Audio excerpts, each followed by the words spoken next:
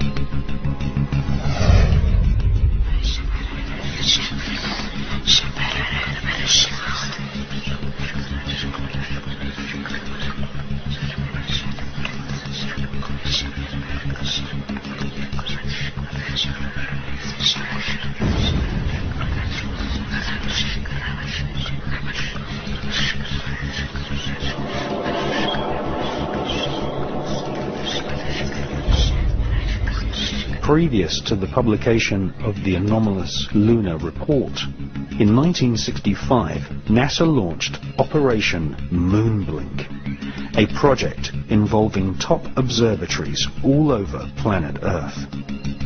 NASA's goal was to collect data on the large number of luminosities seen flying over the lunar surface. Operation Moonblink also investigated various large structures which had been photographed by unmanned NASA satellites.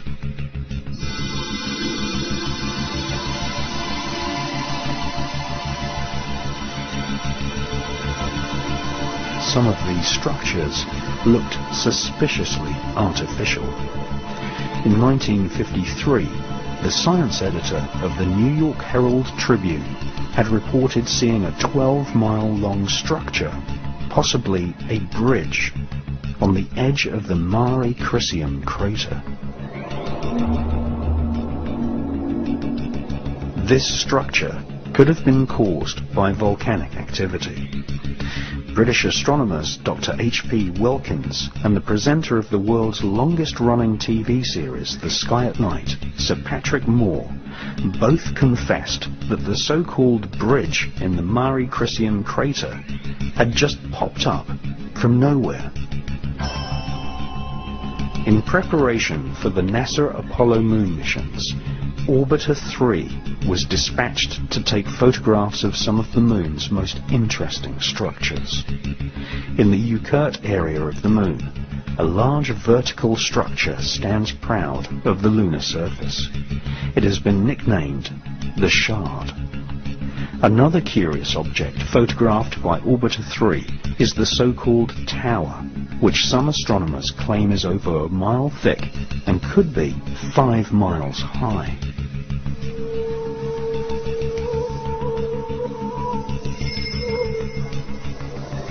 After looking carefully through hundreds of NASA photos returned to Earth by Orbiter 3 and its predecessor, Orbiter 2, American author George Leonard published a book called Somebody Else is on the Moon. George Leonard presented many photos in his book, some showing very long tracks in the lunar dust. Tracks which he said had been made by aliens.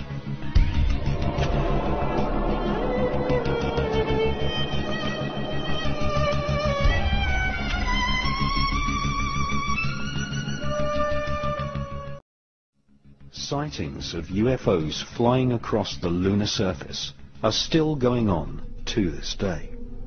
In Japan, amateur astronomers have videotaped spherical luminosities using celestron telescopes.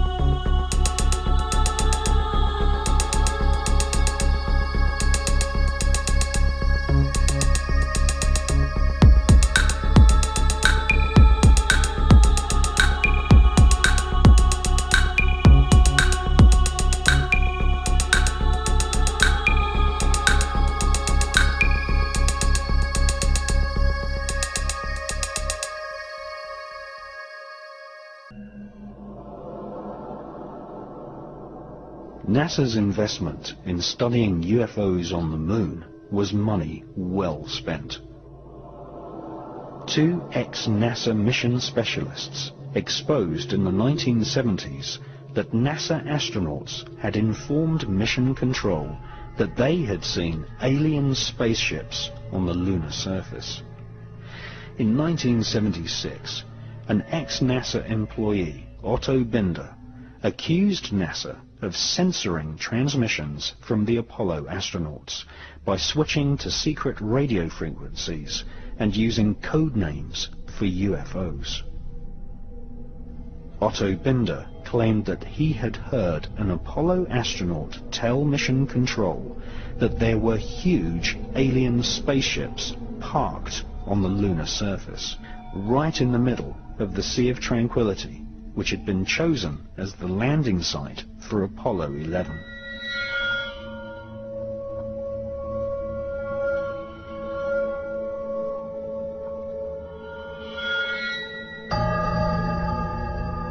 It's one small step for man, one giant leap for mankind.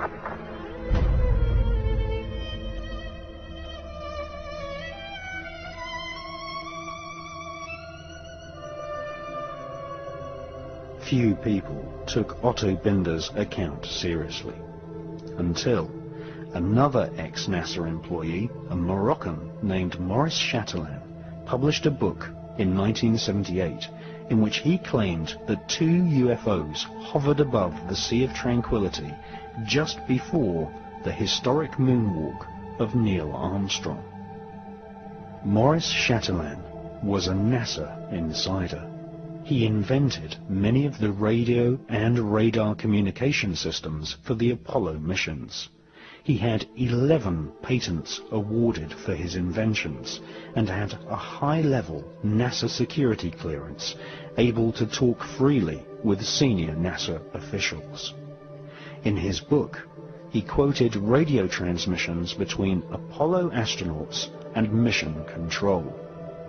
According to Maurice Chatelain, the astronauts informed NASA that there were alien spacecraft lined up on the far side of a nearby crater, observing the historic moonwalk of Neil Armstrong. During his time working on the Apollo space program, Chatelain learnt that aliens not only exist, but that they have had a major role in shaping, and in some cases destroying, civilization. The title of Maurice Chatelain's book proves he was in no doubt that aliens had invaded planet Earth in the past.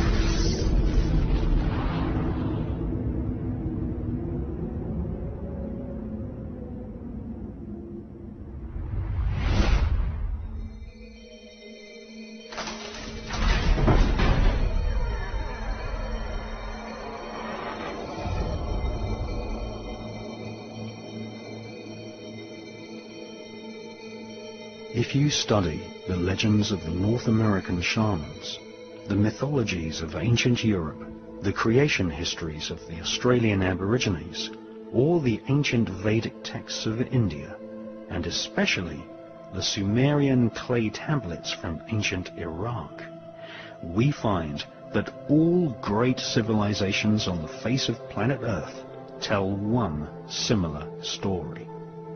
That is, in the distant past, people from the stars visited planet Earth and displayed fantastic technology.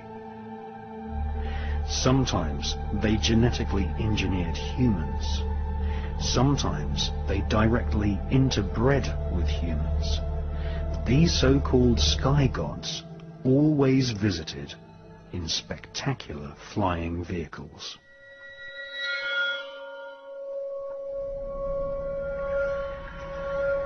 And the watchers from the sky saw the daughter of men were beautiful, and they bred with them. and the children were giants, who become rulers, not of human flesh. They were called the Nephilim.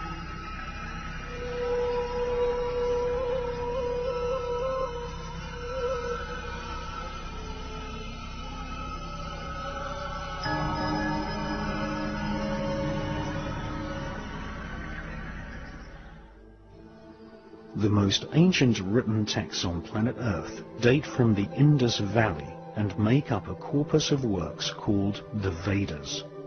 The Bhagavad Gita is an ancient Hindu text which is at least 5,000 years old. This epic mythology inspired the character known as Darth Vader in the Star Wars movies.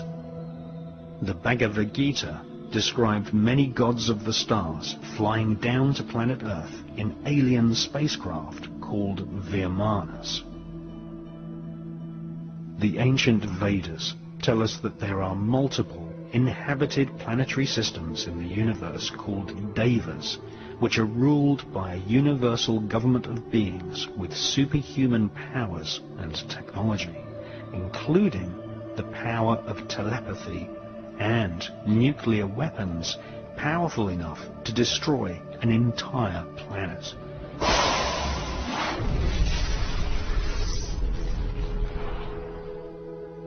The Hindu legends tell us that the Vimanas were like flying saucers, which had stealth technology, able to make themselves invisible, and were able to detect enemy craft at great distances using a form of psychometric radar.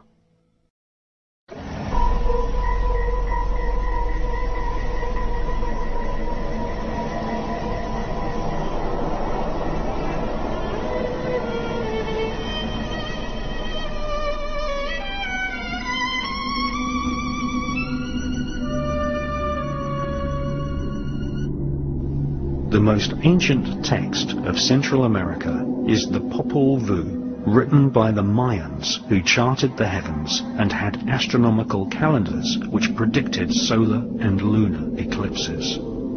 The Popol Vuh describes the ancestors of the Mayans as great explorers who knew centuries before European scientists that the Earth was not flat, but in actual fact a sphere. The Popol Vuh mentions a great god-king called Quetzalcoatl, who is depicted as a flying serpent.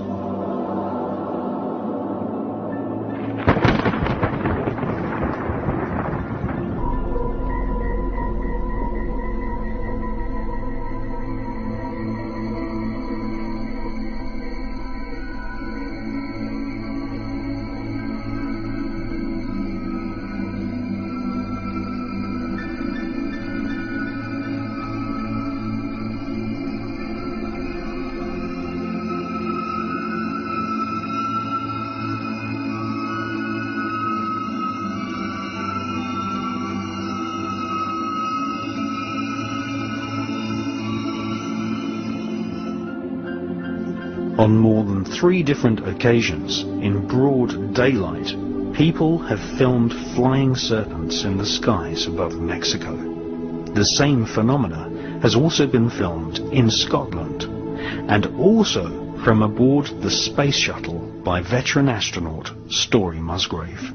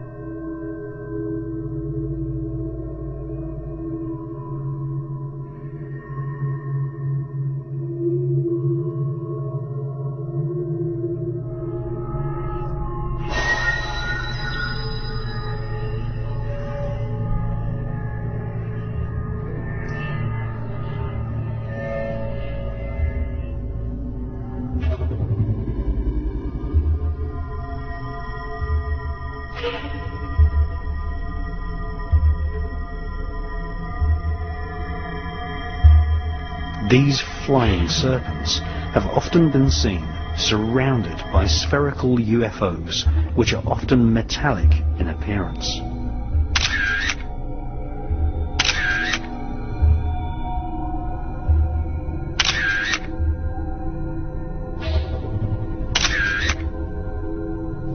Mexican UFO investigators call these spherical luminosities las perlas, or the pearls. These pearls of the sky are mentioned in ancient Tibetan scriptures. More than one leading Tibetan author suspects that these spherical UFOs are actually alien probes monitoring the evolution of mankind.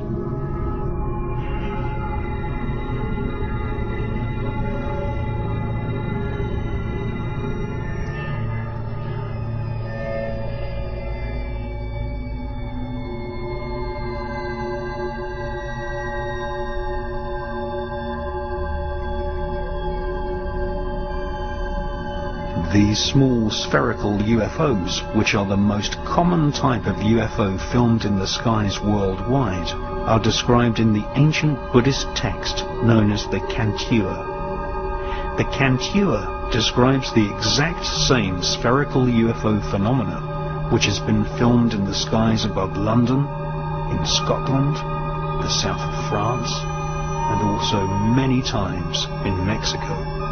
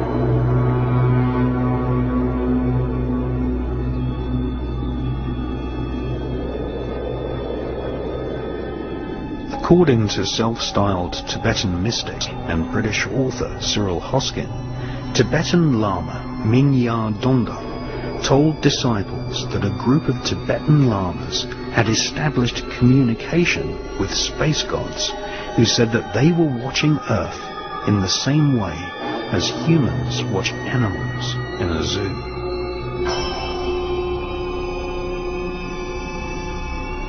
A royal document dating back to the 7th century states that the first 7 Tibetan kings came from the stars.